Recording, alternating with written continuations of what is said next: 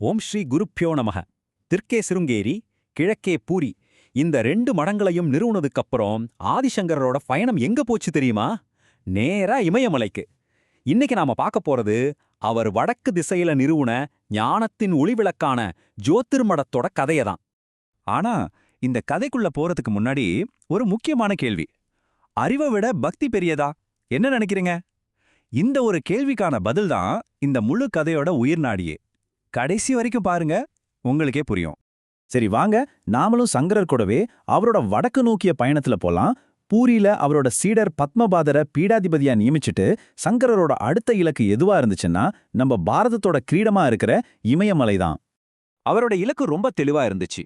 இன்னைக்கு உத்தராகண்ட்ல இருக்கிற பத்ரிநாத், அங்க ரொம்ப சிதிலமடைஞ்சு போயிருந்த பத்ரிநாராயணர் கோவில முதல்ல புதுப்பிக்கணும். அதுக்கப்புறம் அவரோட அத்வைத சித்தாந்தத்துக்காக வடக்கு திசையில ஒரு பீடத்தை, அதாவது ஜோதிர்மடத்தை ஜோஷிமட்டுங்கிற புண்ணியஸ்தலத்துல நிறுவனம். இதுதான் அவரோட திட்டம். மத்த மடங்களுக்கு இருந்த மாதிரி இந்த வடக்கு மடத்துக்கும் சங்கரர் ஒரு ஸ்பெஷலான ஆன்மீக அடையாளத்தை கொடுத்தாரு. அது என்னன்னு கொஞ்சம் விரிவா பாப்போமா? இந்த மடத்தோட ஸ்பெஷாலிட்டியே இது அதர்வ வேதத்தோட நேரடியா சம்பந்தப்பட்டதுதான். இதோட முழு பெயர் உத்தராம்நாய ஸ்ரீ ஜோதிர்பீடம். இதோட வழிகாட்டி, அதாவது மகா வாக்கியம் அயம் ஆத்மா பிரம்மா. அயம் ஆத்மா பிரம்மா மாண்டூக்கிய உபனிஷத்துலேருந்து வர்ற இந்த மகா வாக்கியத்துக்கு என்ன அர்த்தம் தெரியுமா? இந்த ஆன்மாவே பிரம்மம். ரொம்ப சிம்பிளா சொல்லணும்னா, நமக்குள்ள இருக்கிற ஜீவாத்மாவும் அந்த பரமபொருளான பரமாத்மாவும் வேற வேற இல்ல, ரெண்டும் ஒண்ணுதான். இதுதான் அத்வைதத்தோட உச்சகட்ட உண்மை. இந்த உண்மையை உணர்த்துறது தான் இந்த மடத்தோட முக்கியமான கொள்கை. சரி, இவ்வளவு பெரிய தத்துவத்தை மையமா வச்சு ஞானத்துக்கும் தியானத்துக்கும் ஒரு பெரிய இருப்பிடமா இருக்க போற இந்த மடத்துக்கு யார தலைவரா நியமிச்சிருப்பாரு சங்கரர்? உங்க மனசுலயும் இந்த கேள்வி வருது இல்லையா? அவர் தேர்ந்தெடுத்தது யாருன்னு கேட்டா நீங்க ஆச்சரியப்படுவீங்க. கிரின்னு ஒரு சீடர். மத்த சீடர்கள்லாம் சாஸ்திரங்கள்ல புலி, தர்க்கத்துல வல்லவர்கள். ஆனா கிரி அவரோட முழு நேரமும் குருவுக்கு சேவை செய்யறதுல தான் போச்சு. அவருக்கு தெரிஞ்சதெல்லாம் அசைக்க முடியாத குருபக்தி மட்டும்தான். பெரிய பெரிய விவாதங்கள்ல அவர் பேரை நீங்க கேட்கவே முடியாது. ஆனா இங்கதான் கதையில ஒரு பெரிய ட்விஸ்ட்.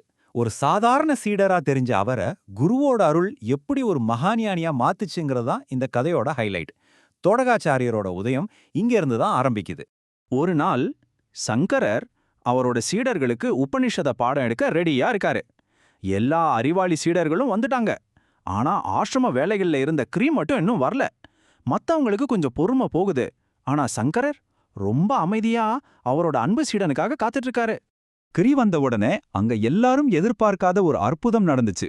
அதுவரைக்கும் ரொம்ப அமைதியா எதுவுமே பேசாம இருந்த கிரி திடீர்னு அவரோட குருவை புகழ்ந்து பாட ஆரம்பிச்சாரு. சும்மா ஒரு பாட்டில ஆழமான தத்துவங்கள் நிறைஞ்ச ஒரு துதி அது. அது மட்டும் இல்ல, விதிதா கிலாஸ்திரா சுதா ஜலதேன்னு தொடங்குற அந்த துதி சமஸ்கிருதத்திலேயே ரொம்ப கஷ்டமான தோடகாங்கிற சந்தத்துல இருந்துச்சு. இது சாதாரண விஷயம் இல்ல. குருவோட அருளால கிருக்குள்ள ஒரு ஞான வெடிப்பே நடந்திருக்குங்கிறதுக்கு இதுதான் மிகப்பெரிய ஆதாரம். சங்கரர் இத உடனே புரிஞ்சுக்கிட்டாரு. இந்த அற்புதத்தை அங்கீகரிச்சு அந்த கஷ்டமான தோடகா சந்தத்துல பாட்டு பாடின கிரிக்கு தோடகாச்சாரியர் அப்படின்னு ஒரு புது பெயரையே கொடுத்தாரு.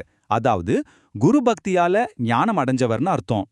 இந்த நம்ப முடியாத சம்பவத்திலிருந்து நம்ம கத்துக்க வேண்டிய பாடம் என்ன? வாங்க இந்த கதையோட உச்சகட்டத்துக்கு போலாம். அடுத்ததா சங்கரர் செஞ்சதுதான் இன்னும் பெரிய ஆச்சரியம். அவர் தோடகாச்சாரியரை ஜோதிர்மடத்தோட முதல் ஜகத்குருவா நியமிச்சாரு. இதன் மூலமா உலகத்துக்கே ஒரு பெரிய செய்தியை சொன்னாரு. வெறும் அறிவை விட தூய்மையான பக்தியும் பணிவான சேவையும் தான் உன்னதமான ஞானத்தை அடைய உண்மையான வழி. பாருங்க, ஆன்மீக பாதையில போற எல்லாருக்குமே இந்த கதை ஒரு தெளிவான வழியை காட்டுது. முதல்ல அசைக்க முடியாத பக்தி, 2வது பணிவான சேவை. இந்த ரெண்டும் இருந்தா குருவோட அருள் தானா கிடைக்கும். அந்த அருள் கிடைச்சிட்டா போதும், ஞானத்துக்கான எல்லா கதவுகளும் திறந்துடும். இப்போ ஒரு தடவை சங்கரரோட அத்வைத மேப்பை பார்த்துடலாம். தெற்குல சிருங்கேரிக்கு சுரேஸ்வரர், கிழக்குல பூரிக்கு பத்மபாதர், இப்போ வடக்குல ஜோதிர்மட்டத்துக்கு தோடகாச்சாரியர். பாரதத்தை ஆன்மீகமா ஒன்னு சேர்க்கிற சங்கரரோட அந்த பிரம்மாண்டமான திட்டம் இப்ப நமக்கு நல்லாவே புரியுது. 3 திசைகள் முடிஞ்சது. இன்னும் ஒரே ஒரு திசை தான் பாக்கி, மேற்கு திசை. அப்போ துவாரகா பீடத்தை வழிநடத்த போற அந்த 4வது சீடர் அது யாரு?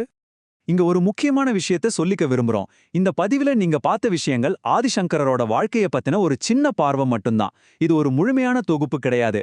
இன்னும் ஆழமா தெரிஞ்சுக்க விரும்புறவங்க அவரோட வாழ்க்கை வரலாறு சம்பந்தமான மூல நூல்களை படிச்சு தெரிஞ்சுக்கலாம். இந்த பதிவை பார்த்தவங்க எல்லாருக்கும் எங்களுடைய மனமார்ந்த நன்றி.